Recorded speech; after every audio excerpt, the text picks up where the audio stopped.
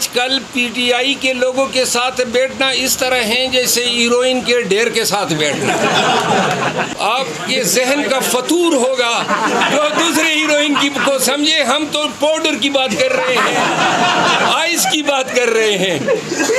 لہذا یہ ڈنگے کی چوٹ پہ اسی پریس کلب میں بیٹھ کے پی ٹی آئی کو شمولیت کا اعلان کر رہے ہیں, تو یہ حوصلہ ہی ہے, یہ ان کی جرت ہے, اور ہم ایسے جرت مندوں کو خراج تحسین پیش کرتے ہیں.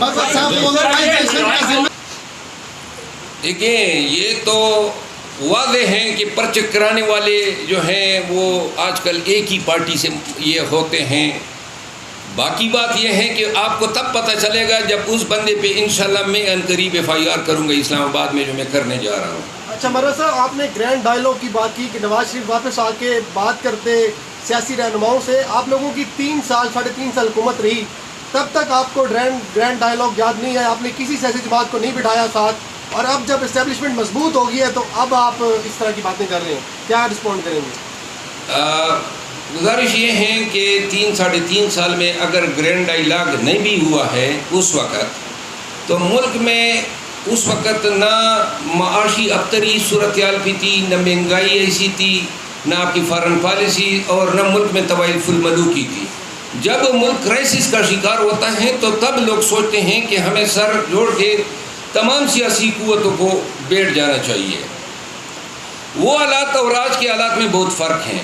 تو لہذا اگر آج ہم یہ کہہ رہے ہیں تو یہ کوئی قطعاً یہ پیغام نہ لیں کہ ہم کسی کی منت کر رہے ہیں, منتیں کرتے تو ڈیل کر لیتے, چلے جاتے ہم بھی نواز شریف کی طرح باہر, اور 4 سال بعد جو ہیں دندناتے ہوئے آتے. نہ ہم ڈیل کر رہے ہیں, نہ ڈیل کی ہمیں کوئی ضرورت ہے. اور اگر ہم آج بات کر رہے ہیں تو پاکستانیوں, آپ کو سوچنا چاہیے کہ کیا یہ ملک مزید پولرائزیشن کا متحمل ہو سکتا ہے؟ نہ پی ٹی آئی رہے گی اور نہ نون لیگ رہے گی اگر پاکستان نہیں رہتا ہے. تو لہٰذا پاکستان سن لیں اور سمجھ لیں, ہم میک اور بریک کے سٹیٹس پہ ہیں.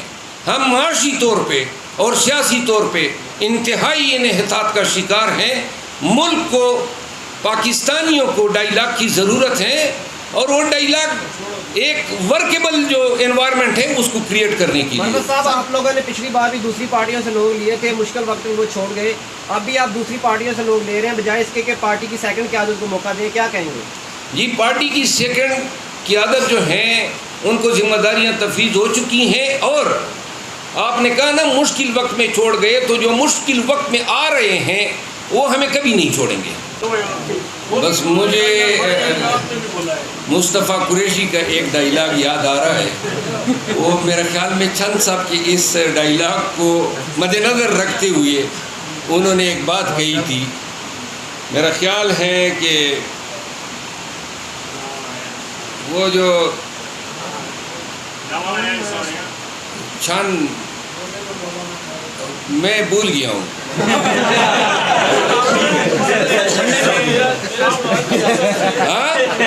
میرا سوال صاحب یہ ہے کہ ماضی میں ہم نے دیکھا اسی پریس کلب کی اسی کرسیوں پہ پی ٹی آئی چھوڑنے کی پریس کانفرنس. آج جیسے ہی آپ نے پی ٹی آئی جوائن کرنے کی پریس کانفرنس کی تو ہمارے آندھی اور طوفان بہت تیز شروع ہو گیا.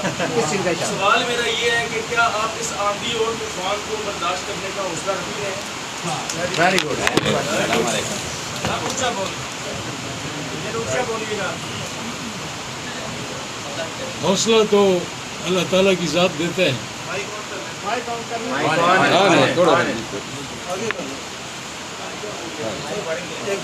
ہاں, میں رکھتا ہوں حوصلہ, رکھتا ہوں.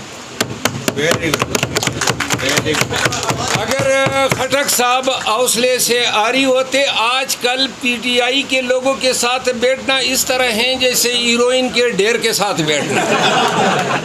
لہذا یہ ڈنگے کی چوٹ پہ اسی پریس کلب میں بیٹھ کے پی ٹی آئی کو شمولیت کا اعلان کر رہے ہیں, تو یہ حوصلہ ہی ہے, یہ ان کی جرت ہے, اور ہم ایسے جرت مندوں کو خراج تحسین پیش کرتے ہیں.